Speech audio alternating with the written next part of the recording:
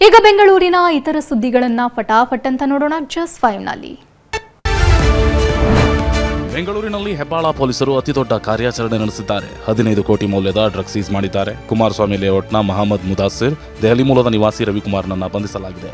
Trolley bag ಮೂಲಕ ಆರೋಪಿಗಳು drugs ತಂದಿರೋದು ಗೊತ್ತಾಗಿದೆ. ಇಬ್ಬರನ್ನ ಬಂಧಿಸಿ ಪೊಲೀಸರು ವಿಚಾರಣೆ ಮಾಡುತ್ತಿದ್ದಾರೆ. City police, Bengaluru city police anti drugs ಕ್ಯಾಂಪೇನಲ್ಲಿ ಆಪರೇಷನ್ ರೈಸ್ ಮತ್ತು ಬೇಡ ಬ್ರೋ ಕ್ಯಾಂಪೇನಲ್ಲಿ ಈ ಲಾಸ್ಟ್ ಕಳೆದ 10 ದಿವಸದಿಂದ ಅಂದಾಜು 15 ಕೋಟಿ ಮತ್ತೆ ಡ್ರಗ್ಸ್ ಸೀಸ್ ಆಗಿದೆ. ಕಳ್ಳತನ ಮಾಡಿದ್ದ ದುಡ್ಡಿನಲ್ಲೇ ಬೇರೆಯವರಿಗೂ ಅಲ್ಪ ಸಹಾಯ ಮಾಡ್ತಿದ್ದ ವಿಚಿತ್ರ ಕಳ್ಳನೊಬ್ಬನನ್ನ ಬೇಗೂರು ಠಾಣೆ ಪೊಲೀಸರು ಬಂಧಿಸಿದ್ದಾರೆ. ತಮಿಳುನಾಡು ಮೂಲದ 34 ವರ್ಷದ ಶಿವರಾಸನನ್ನ ಪೊಲೀಸರು ಬಂಧಿಸಿದ್ದಾರೆ. ಕಳ್ಳತನ ಮಾಡಿದ್ದ ಹಣದಲ್ಲಿ ಸ್ನೇಹಿತರಿಗೂ ಕೂಡ ಭರ್ಜರಿ ಪಾರ್ಟಿ ಕೊಡ್ತಿರೋದು ಗೊತ್ತಾಗಿದೆ. ಈತನ ಮೇಲೆ 30ಕ್ಕೂ ಹೆಚ್ಚು ಪ್ರಕರಣಗಳು ದಾಖಲಾಗಿದ್ದವು.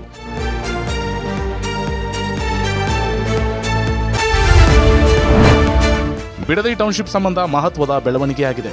ಗ್ರೇಟರ್ ಬೆಂಗಳೂರು ಟೌನ್ಶಿಪ್ ಭೂಸ್ವಾಧೀನಕ್ಕೆ ಹೈಕೋರ್ಟ್ ಯಾವುದೇ ತಡೆ ನೀಡಿಲ್ಲ ಎಂದು ಪ್ರಾಧಿಕಾರ ಸ್ಪಷ್ಟನೆ ಕೊಟ್ಟಿದೆ. ಭೂಸ್ವಾಧೀನ ಪ್ರಶ್ನಿಸಿ ಹೈಕೋರ್ಟ್ಗೆ ಕೆಲ ಭೂಮಾಲೀಕರು ಸಲ್ಲಿಸಿದ ರಿಟ್ ಅರ್ಜಿ ವಿಚಾರಣೆ ನಡೆಯಿತು. ಪರಿಹಾರ ನಿಗದಿ ಬಗ್ಗೆ ಹೈಕೋರ್ಟ್ ಮಾಹಿತಿ ಕೋರಿದೆ. ಅಲ್ಲಿಯ ತನಕ ರಿಟ್ ಅರ್ಜಿ ಸಲ್ಲಿಸಿರುವ ಭೂಮಾಲೀಕರ ಭೂಮಿಯನ್ನಷ್ಟೇ ವಶಕ್ಕೆ ಪಡೆಯದಂತೆ ಸೂಚಿಸಿದೆ.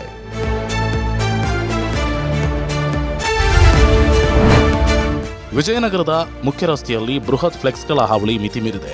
ಮುಖ್ಯ ರಸ್ತೆಯ ವಿದ್ಯುತ್ ಕಂಬ, ಪಾದಚಾರಿ ಮಾರ್ಗ, ಸಿಗ್ನಲ್ ಹಾಗೂ ರಸ್ತೆ ವಿಭಜಕಗಳ ಮೇಲೆಲ್ಲ ರಾಜಕೀಯ ನಾಯಕರ ಫ್ಲೆಕ್ಸು, ಬ್ಯಾನರು ರಾರಾಜಿಸುತ್ತಿವೆ. ಬಸ್ ನಿಲ್ದಾಣವನ್ನು ಕಾಣದಂತೆ ಫ್ಲೆಕ್ಸ್ ಹಾಕಿದ್ದು ಜನರಿಗೆ ಸಂಕಷ್ಟ ತಂದಿಟ್ಟಿದೆ.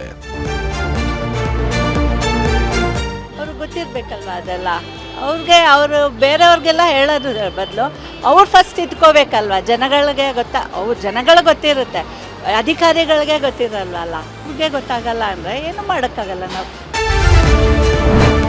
ಬೆಂಗಳೂರಿನಲ್ಲಿ ಗಾಳಿ ಮಳೆ ಇರೋದ್ರಿಂದ ನಗರದಲ್ಲಿ ಒಣಗಿರುವ ಮರದ ರಂಬೆ ಕೊಂಬೆಗಳು ನೆಲಕ್ಕುರುಳುವ ಆತಂಕ ಎದುರಾಗಿದೆ.